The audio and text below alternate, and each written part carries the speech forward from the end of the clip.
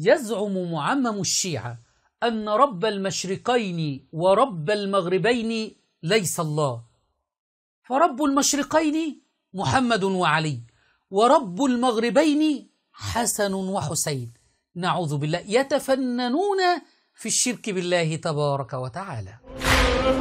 هناك معان وإشارات أخرى في هذه الرواية. آيات القرآن لها وجوه، لها بواطن، لها مظاهر. هناك في رواياتنا رب المشرقين محمد وعلي، ورب المغربين حسن وحسين. رب المشرقين محمد وعلي، ورب المغربين حسن وحسين. ومثل هذه المعاني موجودة في روايات أهل البيت. كل صفات الله تبارك وتعالى جعلوها للنبي صلى الله عليه وسلم ولآل بيت رسول الله صلى الله عليه وسلم عمائم مزيفة.